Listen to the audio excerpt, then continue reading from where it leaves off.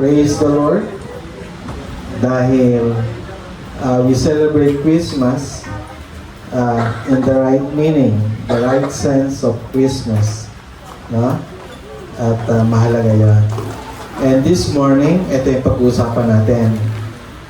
Emmanuel embraces all. Emmanuel, or the Messiah, embraces all. Last week, hindi maganda ang December ng mga taga Sydney, Australia, especially ng mga Jewish community, dahil may dalawang may mag-ama na namaril doon sa Hanukkah Festival ng mga Hudyo. Nabalitaan niyo ba yan? Namaril. Habang merong festival, ay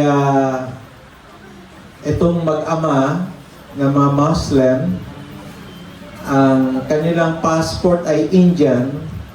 They are Indians by blood, pero Muslim by religion.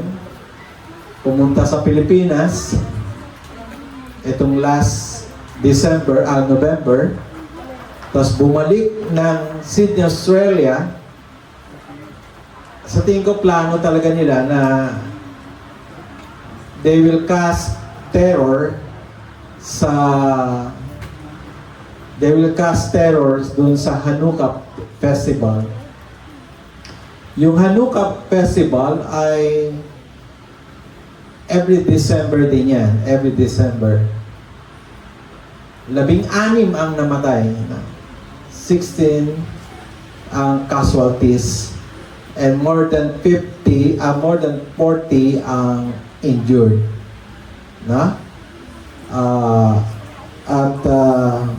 hospital until now. Kaya ang question, bakit nagagalit itong mga Muslim sa mga Jews? Ano ba ang pinagmulan ng kanilang bangayan? Let me read to you ang Genesis chapter 12 verse 1 and verse 2. Pakinggan natin.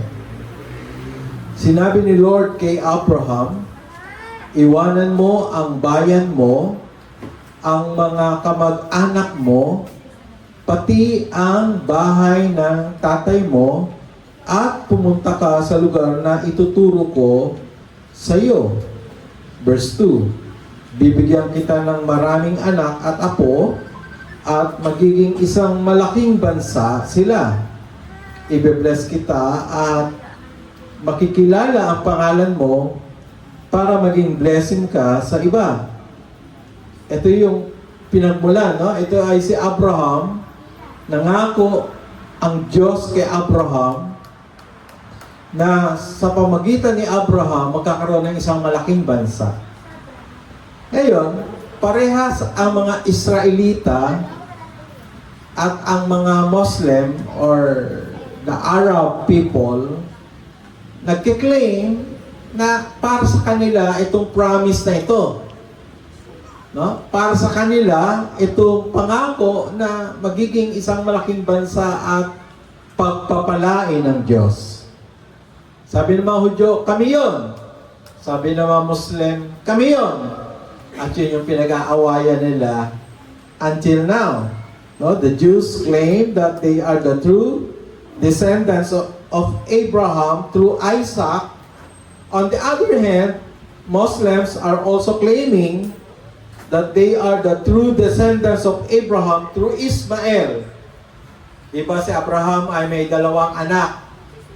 Yung isa ay si Isaac, yung isa si Ismael. Ismael ay anak ni Abraham sa kanyang alipin. Si Isaac ay anak niya kay Sarah.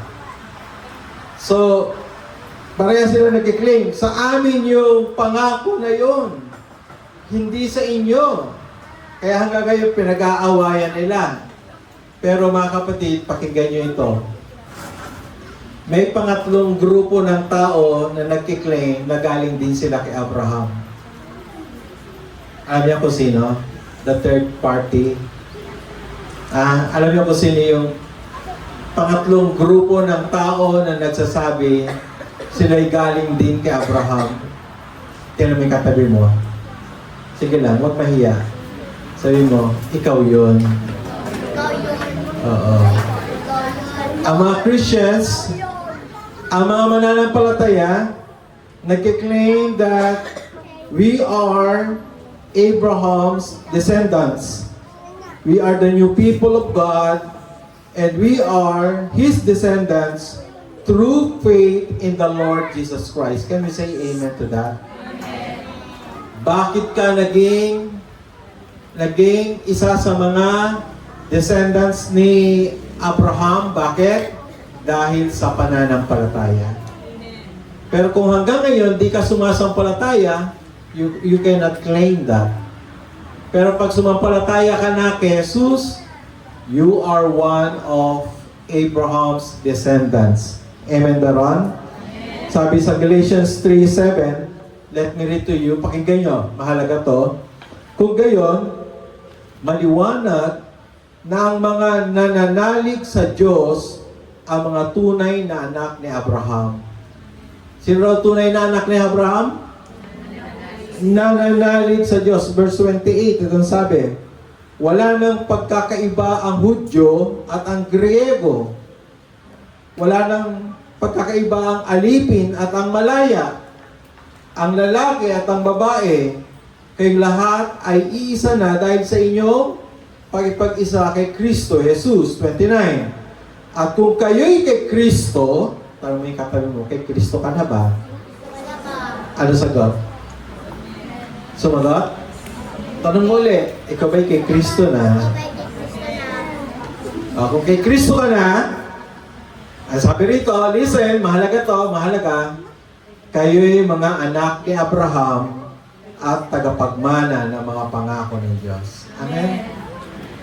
Sino daw ang anak ni Abraham? Yung mga na kay Kristo. Yung mga sumampalataya. Yung mga nanalig sa Kanya. Tama po ba? So, kung ganoon, ang paniniwala, walang pag-aaway. Hello?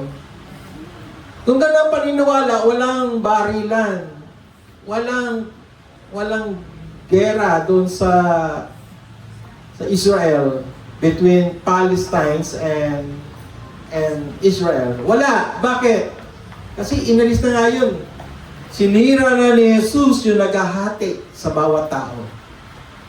At sino man sumasampalataya sa Kanya ay iisa na. Amen?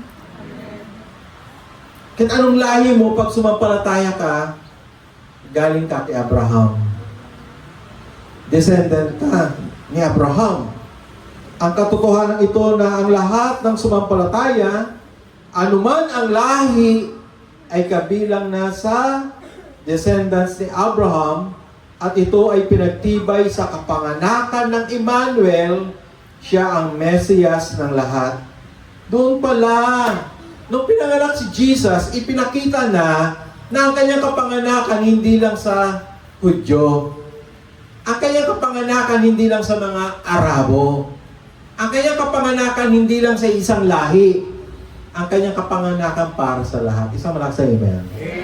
Basahin natin. If you have your Bible, you may open your Bible in Matthew chapter 1, verse 1 to 6. Babasahin ko sa Filipino Standard Version. At ito ang sabi, verse 1. Ito ang talaan ng lahing pinagmulan ni Jesucristo, ang anak ni David at anak ni Abraham. Verse 2. Si Abraham ang ama ni Isaac, at si Isaac ang ama ni Jacob, si Jacob ang ama ni Juda at ng mga kapatid nito. Verse 3. At si Juda ang ama ni na Perez at Zerah kay Tamar. Si Perez ang ama ni Hezron at si Hezron ang ama ni Aram. Okay, may nabanggit na pangalang babae rito. Ang pangalan ay Tamar. Sabi niya nga, Tamar. Sabay-sabay, Tamar. Hindi tamad, ha? Sabi mo, Tamar. Okay, yung unang pangalang babae na nabanggit, verse 3. Verse 4. Si Aram ang ama ni Aminadab, at si Aminadab ang ama ni Naason, at si Naason naman ang ama ni Salmon. Si Salmon ang ama ni Boaz kay Rahab. Pangalawang pangalan ng babae ay Rahab. At si Boaz ang ama ni Obed kay Ruth. Pangatlong pangalan ng babae ay Ruth. Si Obed naman ang ama ni Jesse, at si Jesse naman ang ama ni Haring David. Si David ang ama ni Solomon sa asawa ni Urias. Ang pangalan ng asawa ni Urias ay Bathsheba. Sabihin niyo, Bathsheba. Okay? Siguro sasabihin niyo, Pastor, meron bang message ang Lord sa mga pangalan? May message ba ang Lord sa mga listahan ng ninuno ni Jesus? Meron bang mensahe dyan? Pakinggan niyo ako. Look at me. Sa lahat ng titik ng salita ng Diyos, may mensahe. Amen? And what's the message behind of those names? Ano ang mensahe sa likuran ng mga pangalang iyon? Huwag kayong madisturb sa paglalakad ni Pastor, ha? Hayaan nyo lang, ha? Hayaan nyo lang. Matthew mentioned 4 women in this genealogy, and there is good news behind these female names of Jesus' ancestors. Alam nyo, hindi karaniwan isinasama ang pangalan ng babae sa listahan ng ninuno. Hindi. Magbasa kayo sa Lumang Tipan, hindi isinasama ang pangalan ng mga babae. Sabi mo sa katabi yung babae, sorry ha. Ganun talaga noon. Hindi binibigyan ng halaga ang mga babae. Second class ang babae noon. Ang first class, mga lalaki. Sabihin mo sa katabi yung babae, sorry ha. Sorry ha. Pero napakinggan na natin, hello, doon sa binasa natin kanina, wala nang babae o lalaki. Sa malakas na amen. Because of Jesus. Tama po ba? And what's the message behind sa mga pangalan ng babaeng ito? Yung 4 women, no? In Jesus' genealogy. Number 1, si Tamar. Sabi niyo, Tamar. Siya ay Canaanite. Is not an Israelite. She is what? A Canaanite. Taga-Kanaan. Okay, number 2, Rahab was also a Canaanite from Jericho. Hindi rin siya Hudyo. Hindi rin siya Israelita. And number 3, Ruth was a Moabite. Sabihin niyo, Moabite. Hindi yung kinakain, ha? Lahi yun. Ibang lahi niya, Moabita siya. And then, pang-apat si Bathsheba was a Jebusite. She is a Jebusite. Pakinggan niyo ito. Ibig sabihin, mga lola to ni Jesus. Itong mga babaeng ito, mga lola ni Jesus. Ibig sabihin, ang dugo ni Jesus, halo-halo. Hindi puro Israelita. Ibig sabihin, si Jesus nire-represent lahat ng tao. Kasama lang sa amen. Kasama tayo. Amen po ba? That's why Jesus embraces all. Niyayakap niya lahat dahil ang kanyang dugo mismo, hindi puro. No? Yun ang kahulugan nun. Jesus is not a pure Jew by blood. His lineage came from different races. Therefore, Jesus the Emmanuel, the Messiah, represents not only the Jews, but also the Gentiles. He is the Messiah of all. Amen? Siya'y para sa lahat. Hindi pwedeng angkin ng isang lahi lang. Pwede rin natin sabihin, si Jesus ay aking Mesias. Tama po ba? Jesus is my Messiah. I have the reason to celebrate Christmas because Jesus is my Messiah. Amen po ba doon? Bakit ka magsa-celebrate ng Christmas? Dahil si Jesus ay para din sa iyo. Di po ba? Jesus, the Messiah of the first Christmas, is the Savior of all. No? He is the inclusive Messiah, not exclusive. Inclusive.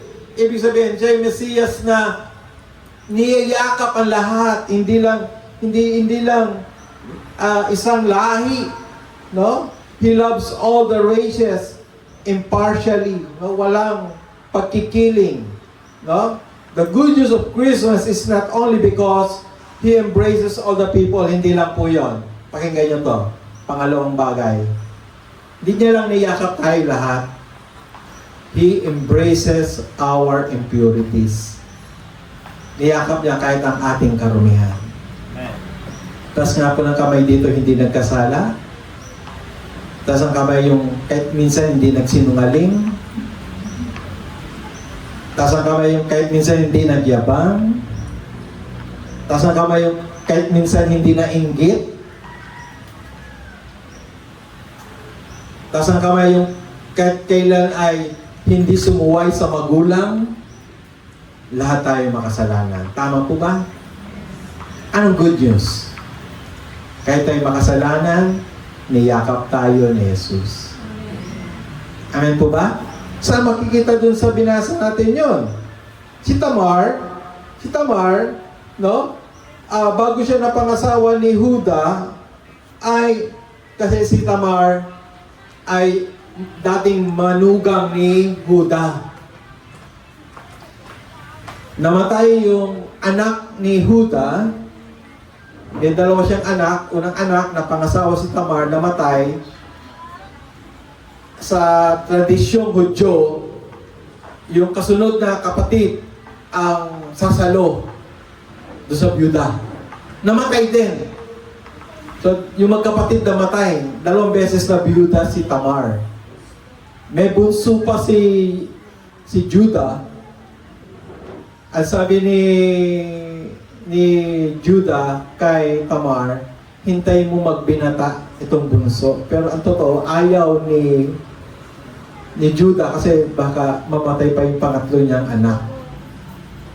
Noong gano'n, pag halimbawa namatay ang asawa, ang babae, lalaki, yung asawang babae, ibibigay dun sa kapatid na lalaki. Pero you know what? Ang ginawa ni Tamar, nagkunwari siyang babaeng mababa ang lipad. Nagkubli siya. At umupo siya dun sa mga upuan ng mga babaeng mababa ang lipad. Siyempre nakainom si Huda, nadaanan niya, alam niyo yung mga nagiinom, yung mga naglalasing. Lahat ng tingin, kahit poste, lagyan mo ng palda maganda. Sa mga nagiinom. Sa mga nagiinom, kahit yung poste, lagyan mo ng palda. Gandang-ganda. Si Tamar pa, siguradong maganda yon, no? Napangasawa ng kanyang anak. Pagdaan niya, niloko siya ni Tamar. Kunwari, bayaran siya. Meron pa silang palitan. Makita niya sa Genesis 38. No? May transaction pa silang dalawa. Sumiping si Judah kay Tamar. Si Judah naman that time ay byudo. Wala namang sabi. Pero, nagkaroon sila ng anak sa panluloko. Do you understand that? Doon ang galing ang lahi ni Jesus. Hindi perfecto. Kahit tayo, pamilya natin, may mga hindi magandang istorya. Hello? Walang perfectong pamilya. Hello? Huwag ka mahiya. Huwag ka mahiya. Wala kang makikita sa mundong ito, perfecto ang pamilya. Huwag ka mahiya. Lahat may bahid. Okay? Do you understand that? Yung pinanggalingan lahi ni Jesus doon. Katulad kay Tamar. Ano pa? Ano pa? Si Rahab. Si Rahab, di ba siya yung nagligtas sa mga espiya ng Israelita? Ano daw trabaho ni Rahab? Ganun din. Woman in prostitution. Babaeng mababaang, pero lola siya ni Jesus. Ninuno siya ni Jesus. Sino pa? Sino pa? Si Ruth. Si Ruth ay isang Moabita sumasamba sa Diyos-Diyosan. Pero doon galing si Jesus. At panghuli, si Bathsheba, asawa ni Urias, nung si David tumingin sa bintana, nakita niya naliligo si Bathsheba, sabi niya, maganda. Kalang may asawa. Ginawa ni David, Urias, doon ka sa unahan ng ating mga sundalo. Siyempre, pag nagay mo sa unahan, patay agad. E debutda si Bathsheba na pangasawa niya. Hindi perpekto pinanggalingan ni Jesus. Pakinggan niyo ako. At ito'y napakahalaga. Hindi inalintana ni Jesus ang karumihan ng tao. Hindi niya inalintana. Hindi perpekto ang mundong ito. Pero pumunta pa rin siya. Sabi mo sa katabi mo, para sa iyo. Sa malakas na amen po para daw. Amen po ba? Di po ba? Wow! Handa niyang yakapin ang mundong ito na hindi perpekto. Hindi perpekto ang lahing pinagmulan, no? Yung mga lineage niya ng Messiah. Pero hindi ito nakapigil sa isang banal na Messiah na pumasok sa makasalanang mundo ng mga tao. Bakit? At ito ang mabuting balita. Tayong lahat tumayo. And let me read to you. We have Christmas because of this verse. Bakit tayo may Christmas? Dahil sa talatang ito. Ang sabi sa talatang ito, Juan 12:47 or John 12:47 mula sa Ang Salita ng Diyos. Ang sino mang nakarinig ng aking mga aral pero hindi sumunod ay hahatulan. Ngunit hindi ako ang hahatol sa kanya. And this is the line. Please listen to this line. Sapagkat, sabi ni Jesus, sapagkat hindi ako naparito sa mundo para hatulan ang mga tao, kundi iligtas sila. When Jesus came, He did not came just to judge us. He came to save us. Bakit tayo may Christmas? Because the Messiah came to save us. Pumunta siya rito hindi para husgahan ka. Pumunta siya rito para bahalin ka. Hindi perpekto ang buhay. Hindi perpekto buhay natin. Hindi perpekto pamilya natin. Pero mahal ka ng Panginoon. Hindi tayo mabait. Meron din tayong kakulangan. Meron din tayong kasalanan. Pero mahal ka ni Jesus. Nagsadya siya dito sa lupa para mahalin tayo. Wow. Wow. What a good news. What a good news. May celebration ng Christmas dahil niyakap tayong lahat ni Jesus. Anuman ang ating lahi ay niyakap niya. Niyakap niya tayong mga marumi upang linisin at baguhin at iligtas. Ang ating Mesiyas, ang ating Emmanuel, niyayakap tayong lahat. Mahal tayo ng Panginoon. Let's celebrate Christmas sa pamagitan ng pagpapasalamat sa Kanya dahil niyakap niya tayo. Mahal ka ng Panginoon.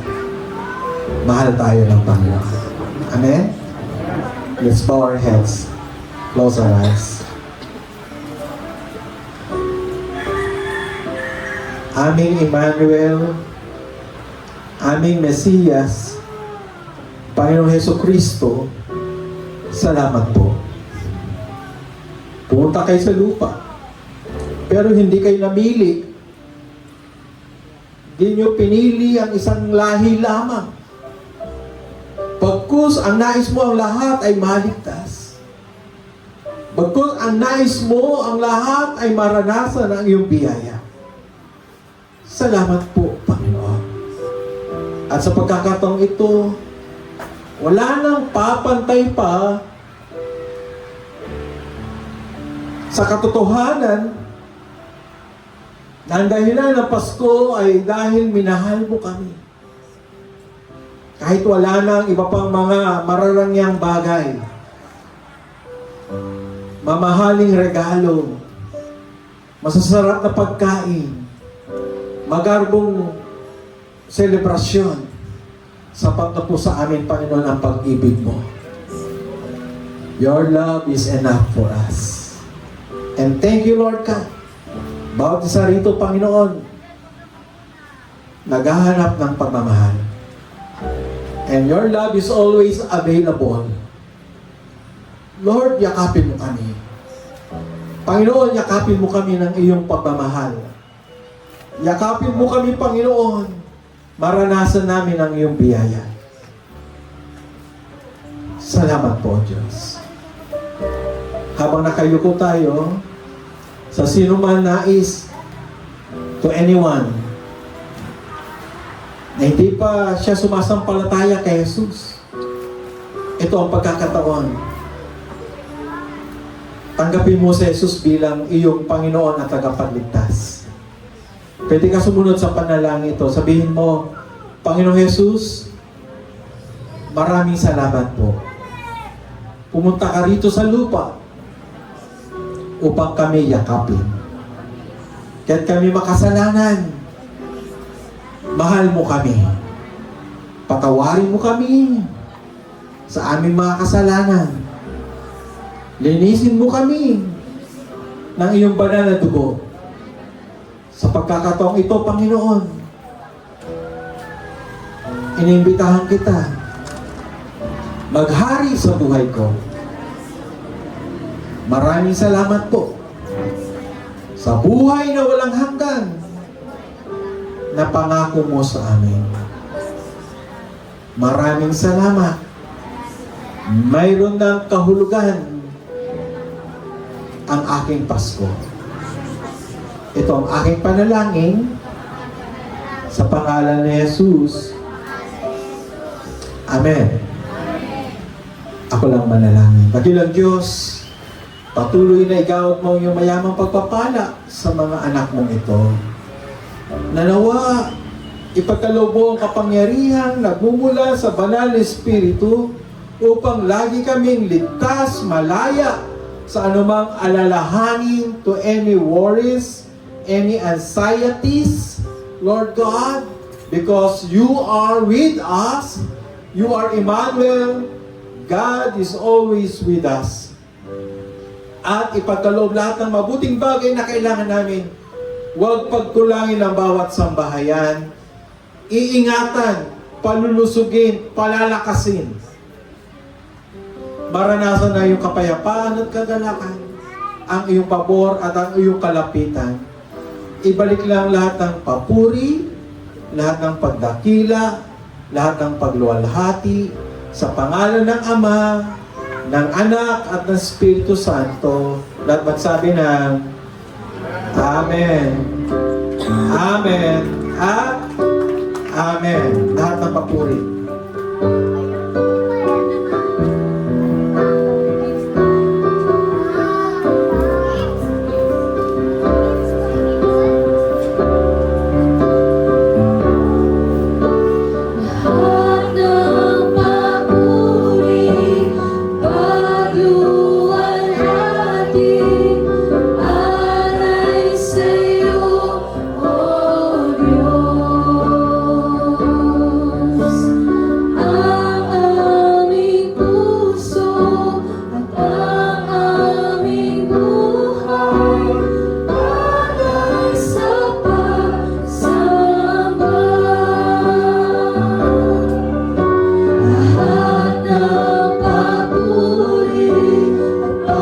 Pagluwalhati